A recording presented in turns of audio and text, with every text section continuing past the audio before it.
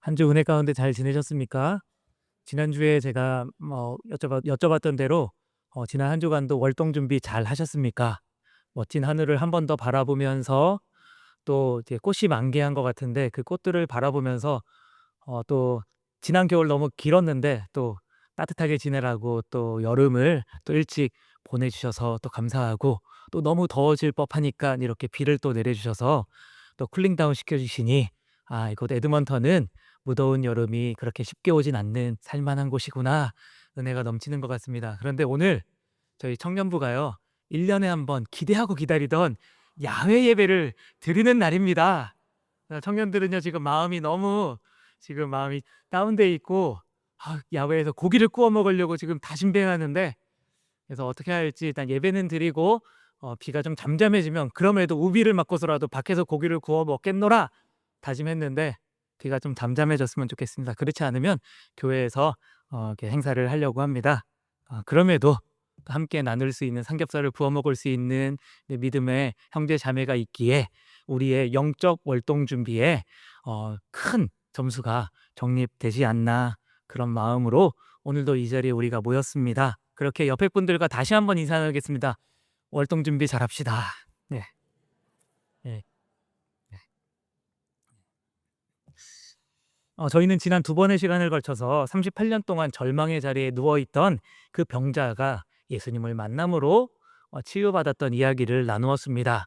사실 38년 된 병자의 그 관점에서 보면은 그는 어, 고통 가운데 있었고 소망이 없고 무기력과 피해의식 가운데 있었지만, 예수님 만나는 것, 본인이 한 것 아무것도 없지만 예수님이 오셔서 은혜로 만나주셨고 한마디 던져주시는 생명의 말씀, 일어나 내 자리를 들고 걸어가라.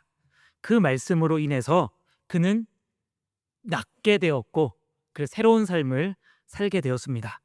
이 감동적인 장면이 우리 눈앞에도 펼쳐졌는데, 이 감동적인 장면을 본 두 부류의 사람이 있는데, 한 사람들은 분명히 기뻐했겠죠. 하지만 유대인 지도자들은 안식일 규정을 어겼다는 이유로 예수님을 박해하고 신문하기 시작합니다.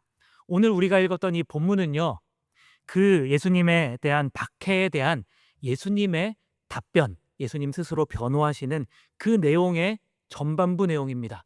사실은 이 내용, 이 변호를 통한 이 신학적인 그 내용을 말씀하시기 위해서 예수님께서 먼저 병자를 치유하셨다라고 봐도 과언이 아닙니다. 이 답변 속에는요, 자신이 누구인지, 자신과 하나님의 관계가 어떠한지를 분명히 밝히는 자기 선언입니다. 유대인들은 예수님을 율법의 파괴자로서 계속해서 몰아가고 박해하려고 했지만, 예수님은 이 본문을 통해서 예수님 자신이 생명과 심판의 주관자이심을 선포하고 계십니다.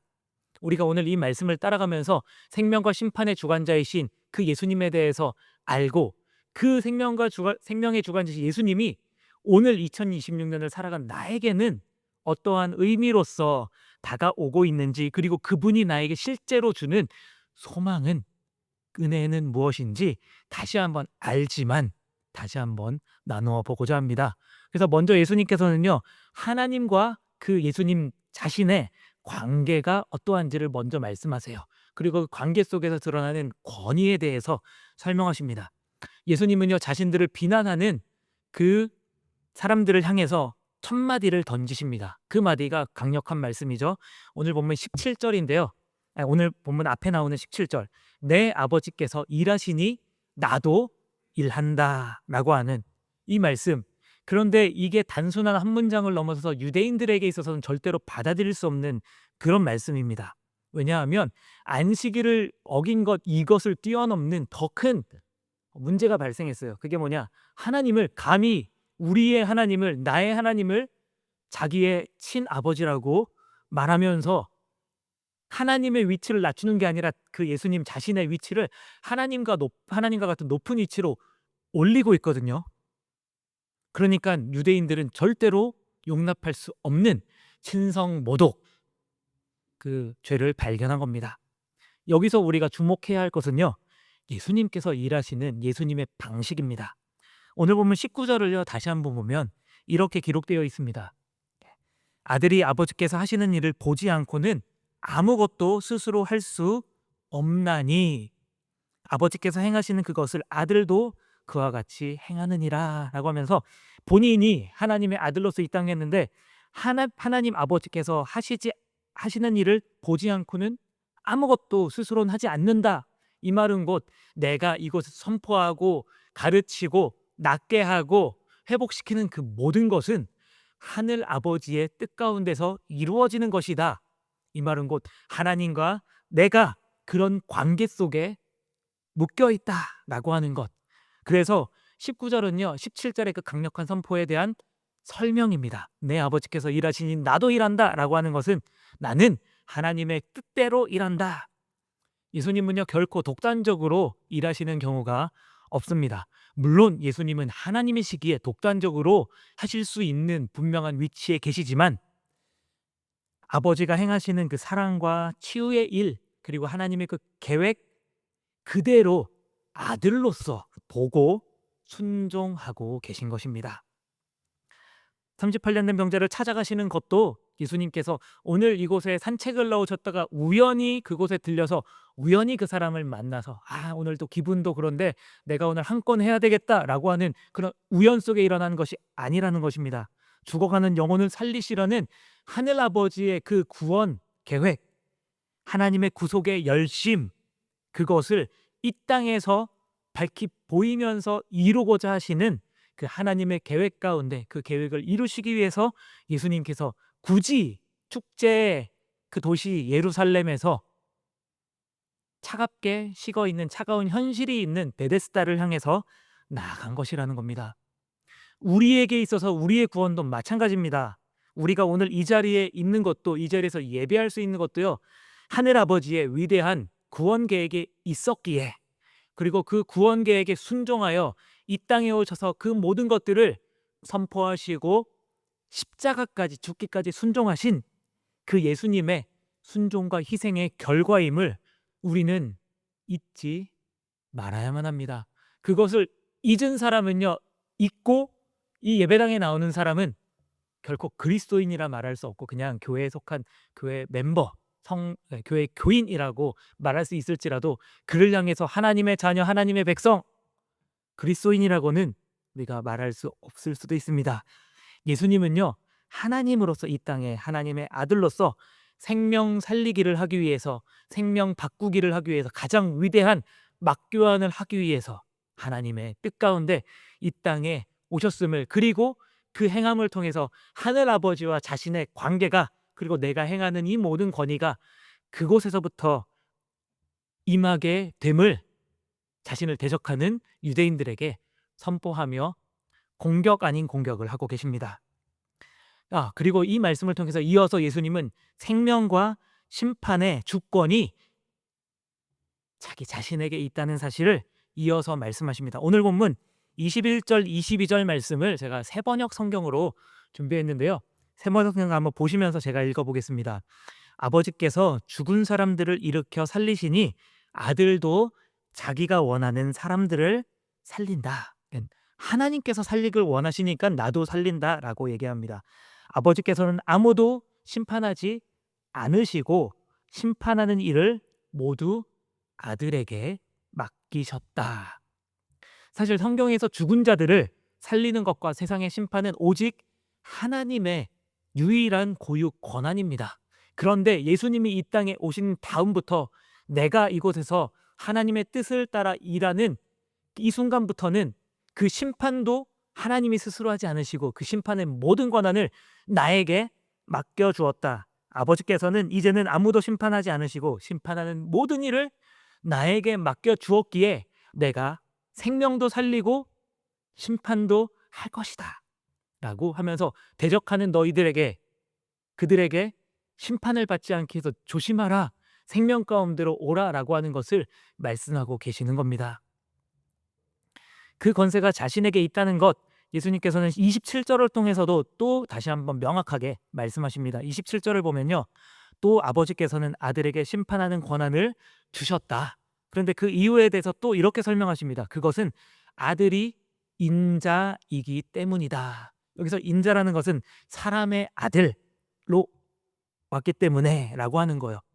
하나님이시기 때문에 당연히 심판의 권한이 있다는 것은 우리가 쉽게 용납할 수 있고 이해할 수 있는데, 왜 예수님이 인간의 아들로 왔기에 심판의 권한을 행할 수 있는가라고 하는 부분은 조금 의아해하게 생각할 수도 있습니다. 예수님은요, 전능하신 하나님이시기에 모든 능력을 가지고 계십니다. 하지만 동시에 하나님이면서 인간의 몸을 입고 이 땅에 오셨기에 우리 인간이 이 땅에서 겪는 모든 아픔과 고통과 때로는 기쁨과 즐거움, 그 모든 것들을 다 경험하시는 거예요. 그리고 예수님이 사역을 마치시고 때로는 갈릴리 바다 한편에 서서 모든 하루를 마무리하고 고기를 잡고 때로는 고기를 못 잡고 귀가하는 그런 어부들을 바라보시면서도 안타까워하며 눈물 흘리시지 않으셨을까요? 저들이 하나님의 그 말씀을 알고 돌아온다면 오늘 하루의 실패가 삶의 실패가 아니라 예수 그리스도 안에서, 하나님 안에서 풍성한 삶을 누리는 성공한 삶이 될 수 있을 텐데, 나를 따르라 라고 말씀하시면서 안타까움을 마음을 가지고 계속 사역을 하셨으리라 생각합니다. 결국 우리의 모든 아픔과 연약함을 동정하시는, 공감하시는 그분이 우리에게 오셔서 그 생명의 주관자이시며 심판의 주권자이심을 말씀하시는 것, 그것은 아무도 토를 달 수 없다는 사실입니다. 왜냐하면 전능하신 하나님이시면서 우리의 모든 것들을 공감하시는 사람이시기 때문입니다. 누군가는 우리의 인생을 세상의 성공 기준이나 다른 사람의 시선, 그들이 정해놓은 기준으로 평가하려고 합니다. 하지만 아무리 그렇게 이야기한다 할지라도 우리가 구주 예수 그리스도 안에서 하나님의 자녀로 서 있는다면 어느 누구도 우리를 세상의 기준으로는 판단하고 정할 수 없습니다. 우리의 인생의 심판은 우리와 똑같이 배고픔을 겪으시고 배신을 당하시고 육체의 고통을 겪으신 오직 예수 그리스도 한 분이기 때문입니다. 그렇기에 우리의 기준으로 얽매이는 것이 아니라 우리의 기준은 오직 예수 그리스도요, 하나님의 진리의 말씀임을 우리가 분명히 알고 선포할 수 있길 원합니다. 그분이 하나님과의 동등한 권위를 통해서 우리에게 생명을 주실 수도 있고 심판하실 수도 있는 유일한 왕이시기 때문입니다. 사실 38년 된 병자는 사람들의 무관심 속에서 버려져 있었습니다. 하지만 생명의 주관자로 이 땅에 인간의 몸을 입고 오신 예수님은 그를 살리시길 원하셨습니다. 하나님 아버지의 뜻에 따라 그를 살리시기 위해서 베데스다에 가셨고 그의 삶을 만져주시고 그의 운명을 바꿔주셨습니다. 단순히 그가 병에서 나아서 이제 회복된 몸으로 마음껏 자신이 원하는 대로 살라고 그렇게 인생을, 운명을 바꿔주신 것이 아니라 그 이상의 것을 주시고자 하기 위해서, 그리고 그 사람의 회복을 통해서 우리 모두에게, 그 주변에 있는 모든 사람에게 분명한 사실을 전해주고자 하셨던 겁니다. 그 사실이 무엇일까요? 그것은 바로 예수 그리스도 안에 하나님의 권위가 있고 그 권위는 생명과 심판을 주관하는 권위라는 것을 말씀하시기 위해서 예수님께서 이 모든 것들을 하나님의 뜻 가운데서 행하셨던 것입니다. 사실은 오늘 본문 속에 우리가 너무나도 잘 알고 있는 말씀이 하나 나오잖아요. 요한복음 5장 24절 말씀. 어디선가는 한두 세네 번, 10번, 20번도 넘게 들었을 누군가는 제자훈련을 받은 여러분들 가운데서는 이 말씀을 마음속에 새기면서 살아가는 분들도 계실 것입니다. 그런데 좀 과하게 이야기하면 예수님께서 이 말씀 한마디 하시고자 베데스다에 가셔서 병자를 고치시고 그 유대인들과 서로 논쟁을 하시면서 그들에게 이 말씀을 선포하셨던 겁니다. 그렇게 놀라운 선포입니다. 그런데 예수님은요, 사역하는 동안에 수많은 선포들을 하시고 가르침을 하셨는데 그 가운데 정말 중요한 그런 선언들을 곳곳에서 하셨습니다. 그 선언 중에 정말 중요한 선언이 마가복음 1장 14절, 15절 말씀인데요. 그 말씀이 이번 6월달 우리 요절 암송 말씀입니다. 주보에 보면 나오는데요. 요한이 잡힌 후에 예수께서 갈릴리에 오셔서 하나님의 복음을 전파하여 이르시되 때가 찼고 하나님 나라가 가까이 왔으니 회개하고 복음을 믿으라라고 선포하시면서 이제 공생의 사역을 시작하셨거든요. 그 핵심이 뭐냐? 하나님의 복음을 전파하셨는데 때가 찼다. 하나님의 나라가 가까이 왔다. 회개하여라. 복음을 믿으라라고 하는 이 선포를 시작으로 사역을 하신 겁니다. 그리고 예수님께서 복음을 믿으라라고 했던 그 말씀, 예수님께서 몸소 보여주시고 전하려고 했던 그 복음이 무엇이냐? 그 복음의 핵심 내용이 우리가 잘 알고 있는 요한복음 3장 16절에도 기록되어 있지만 오늘 우리가 읽은 요한복음 5장 24절에 더 구체적으로 드러나고 있습니다. 요한복음 5장 24절 말씀 같이 한번 읽어볼까요? 함께 읽겠습니다. 내가 진실로 진실로 너희에게 이르노니 내 말을 듣고 또 나 보내신 이를 믿는 자는 영생을 얻었고 심판에 이르지 아니하나니 사망에서 생명으로 옮겼느니라. 아멘. 자, 혹시 영어 성경도 준비가 되어 있나요? 영어 성경을 보고 제가 같이 한번 말씀을 나누겠습니다. 사실 이 요한복음 5장 24절의 말씀은요, 실현된 종말론이라고 우리가 부르기도 합니다. 때로는 현재적 영생이라고 말합니다.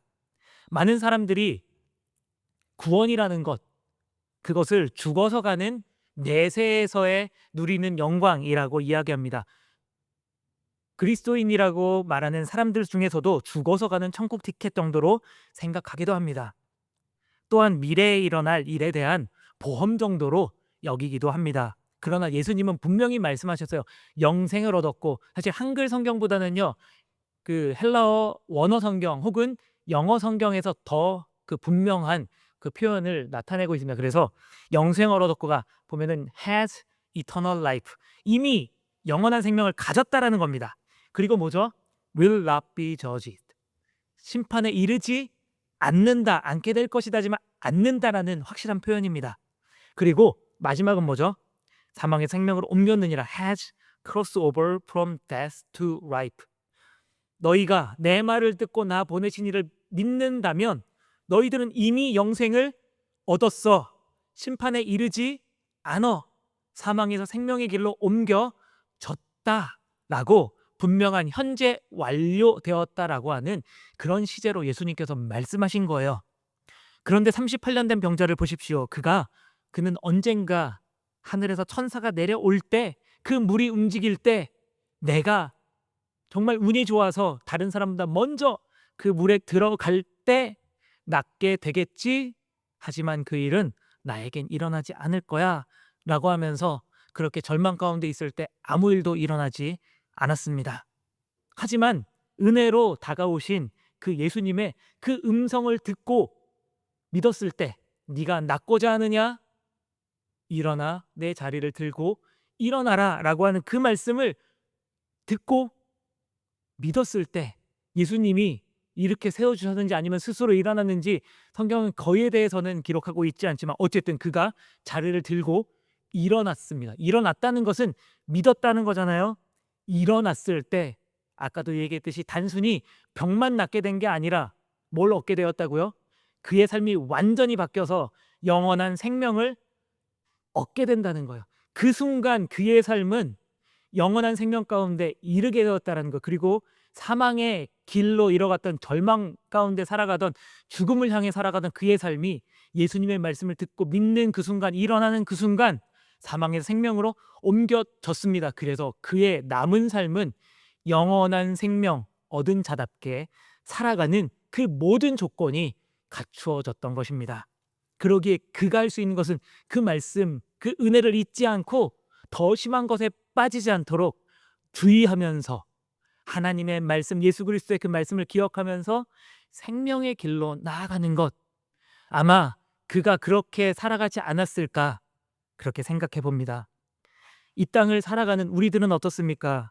이 땅, 그리고 이민자로서 캐나다를 살아가는 우리들은요, 치열하게 살아가고 있습니다. 때로는 절망을 경험하고 아픔을 겪습니다. 하지만 우리가 절망하지 않을 이유는 여기에 있습니다. 하지만 우리는 이 말씀, 이 은혜를, 이 감격을 잊고 무언가 성취돼야만 평안을 얻는다라고 하는 조건부 안식에 그 유혹에 또 빠지기도 합니다. 사실 우리 가운데 비자의 문제로 어려움을 겪는 성도들도 있습니다. 또 자녀가 좋은 대학에 혹은 학업 가운데 학업에 이루지 못해서 어려움을 겪는 가정들도 있습니다. 청년들은요, 좋은 대학, 좋은 직장에 가야만 내가 행복하고 내가 많은 걸 이루었다라고 생각하기도 합니다.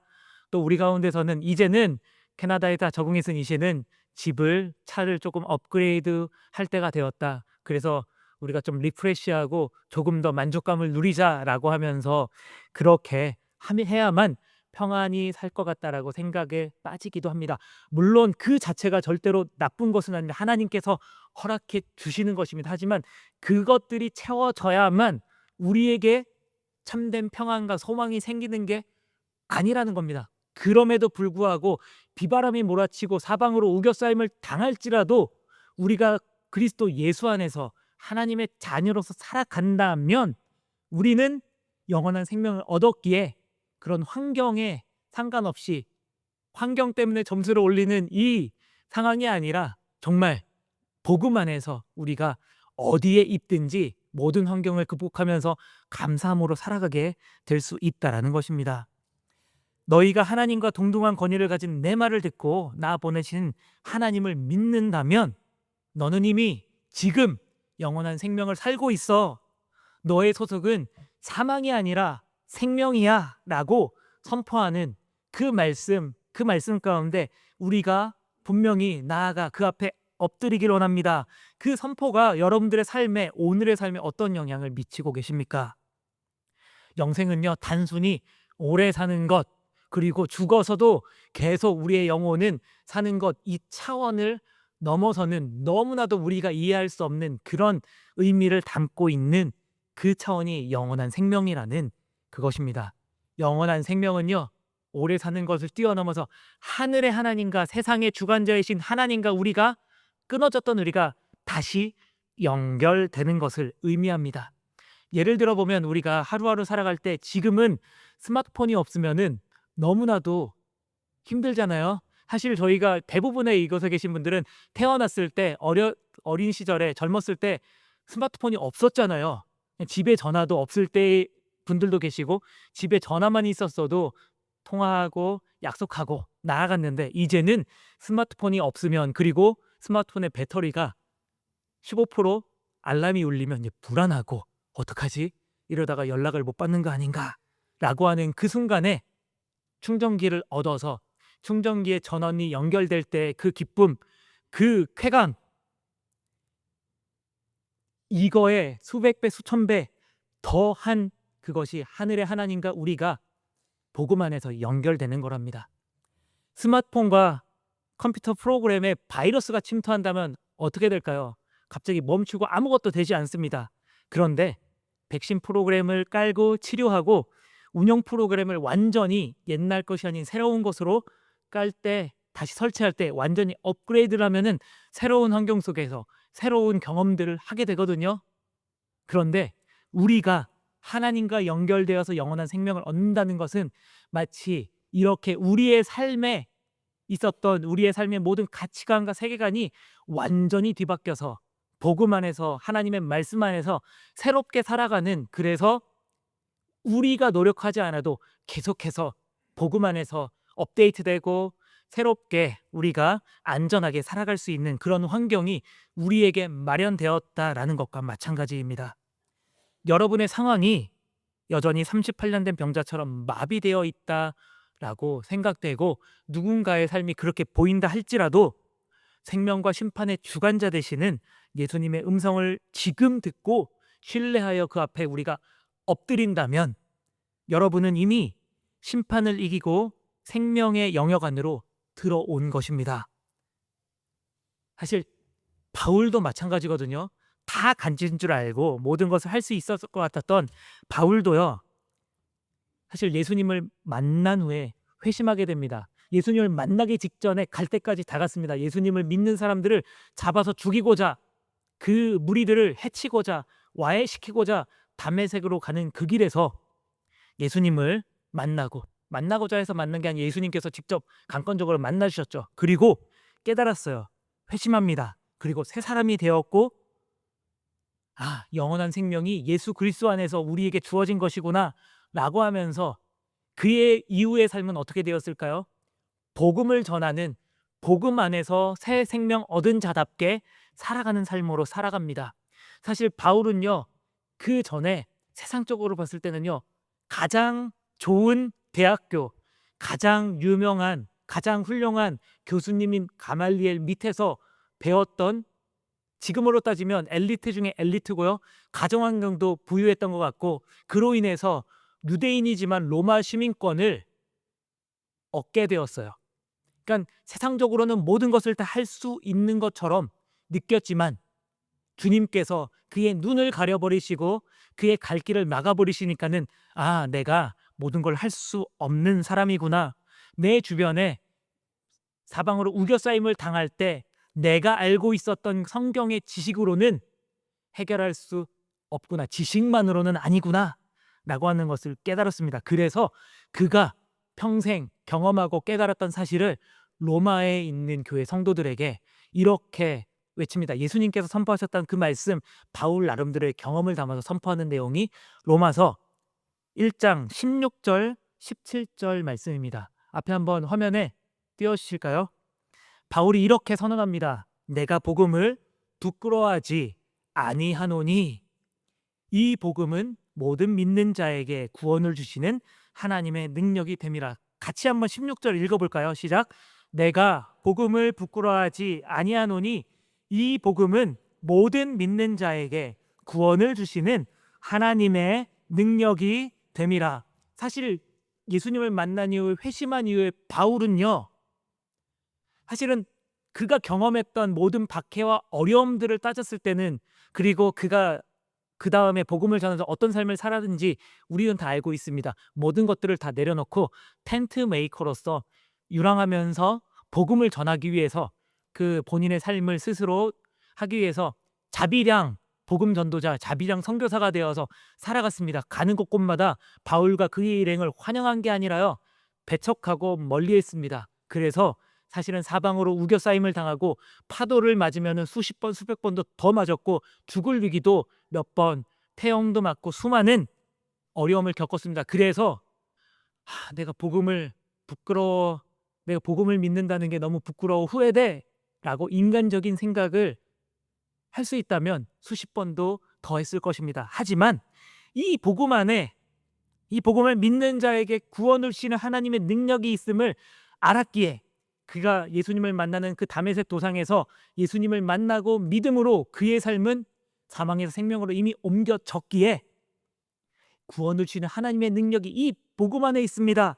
그렇기에 오직 믿음으로 믿음에 이르러 믿음으로 살게 합니다 라고 하는 이 하박국서의 그 말씀, 예수님을 믿기 전에도 알고 있었지만 그 지식적으로 한 게 아니라 이제는 예수 그리스도 안에서 이 말씀을 보고 오직 의인은 믿음으로 말미암아 살리라 라고 모든 사람들에게 외쳐 전하고 있는 것입니다.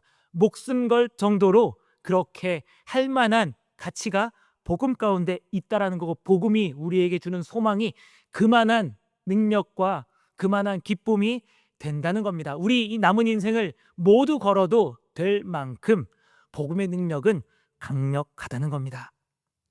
우리가 세상의 거친 파도 속에서도 우리를 향해 밀려오는 그 모든 환란을 앞에서도 당당할 수 있는 것은 결코 절망하지 않고 소망을 가지고 살 수 있는 진짜 이유가 이 예수님이 선포된 이 말씀 속에 있음을 우리가 잊지 않으시길 바랍니다. 그 말씀 가운데 승리하는 여러분들 되시길 바랍니다.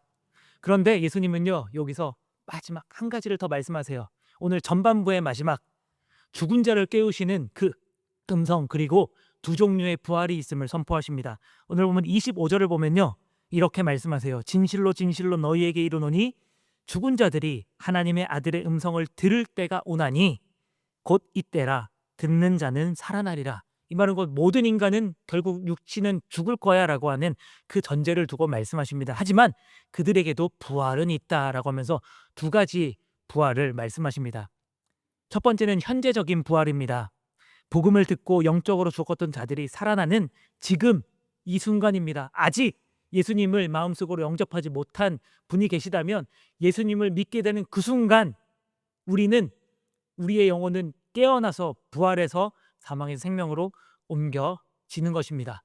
그리고 이 자리에 계신 많은 분들은 예수님을 온전히 믿고 살아가신다면 내가 처음 예수님을 말씀을 믿고 고백했던 그 순간이, 그 과거의 그 시점이, 혹은 오늘 이 순간이 사망에서 생명으로 옮겨진 순간이요. 그렇다면 지금 2026년 5월 31일 오늘은 영원한 생명 가운데 살아가는 그 순간 중에 하루라는 것을 우리에게 말씀하신 것은, 이것이 예수님이 말씀하시는 현재적 부활의 개념입니다. 하지만 예수님께서는 미래의 부활에 대해서도 우리에게 친절히 말씀해 주세요. 28절 29절을 보면 이렇게 말씀하십니다. 이를 놀랍게 여기지 말라. 무덤 속에 있는 자가 다 그의 음성을 들을 때가 오나니. 이 말은 곧 예수님께서 다시 오실 그때 모든 육체가 다시 부활할 것이다. 그런데 그 부활할 때 두 가지 부류로 나눈다고 말씀하십니다. 29절 말씀 같이 한번 한 몫으로 읽겠습니다.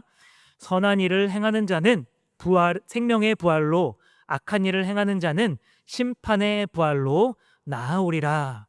장차 예수님이 다시 오시는 그 마지막 날 모든 무덤 속에 있는 자들이 아들의 음성을 듣고 다 나올 것이다. 미래에 대해서 분명히 말씀해 주십니다. 그런데 예수님의 말씀을 믿고 하나님을 믿고 살아간 사람은 선한 삶을 살았다라고 평가합니다. 그래서 선한 삶을 행한 자는 어떤 부활로요? 생명의 부활로. 하지만 예수님을 눈앞에서 보고서도 그 말씀이 선포됨에도 그 말씀을 믿지 못하고 듣지 않고 거부한 삶을 살았던 삶을 악한 삶이라고 표현하며, 그 악한 일을 행하는 자는 어떤 부활로요? 심판의 부활로 나아오리라 라고 하면서 우리의 과거와 예수님을 만난 오늘 이 순간, 말씀이 선포되는 이 순간과 미래에 대해서 예수님은 복음적 관점에서 분명히 말씀하셨습니다. 그렇습니다. 예수님의 심판은 공의롭습니다. 왜냐하면 예수님은 하나님이시면서 인간이 되셨기에 하나님의 뜻을 온전히 구하시며 또한 우리의 모든 삶을 공감하시며 우리에게 다가서 우리의 눈높이에서 말씀해 주시고 이끄시기 때문입니다. 지금 우리는 그 왕 대신 예수님 음성 앞에 서 있습니다. 우리에게 주어진 이 음성은 우리를 결코 정죄하기 위해서 주어진 음성이 아니라 우리를 사망에서 건져내어 생명 가운데로 옮기기 위한 사랑의 외침임을 잊지 않아야만 합니다. 말씀을 정리합니다. 예수님은 하나님 아버지와 온전히 일치하여 일하시는 권위를 가지신 아들이십니다. 그리고 그에게는 생명과 심판을 주관하는 주권이 들려 있습니다.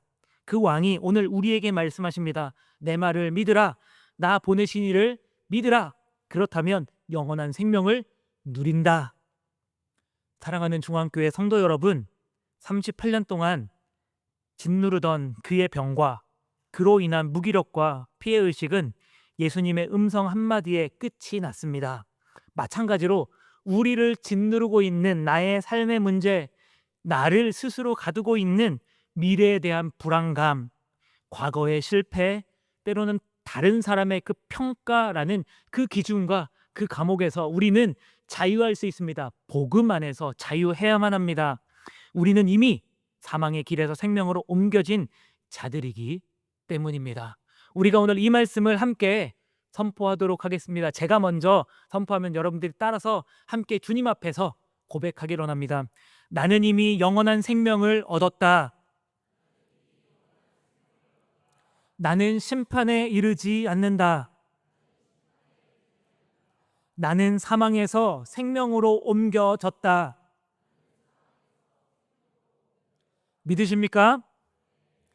이번 한 주도 역시 일상 속에서 나를 위해서 졸지도 주무시지도 않으시고 일하시는 하나님의 구속의 열심을 기억하시며 그 아버지의 뜻을 받들어 우리에게 생명을 주러 오신 예수 그리스도의 그 권위 앞에 모든 삶을 내어 맡기며 우리가 나아가기로 합니다.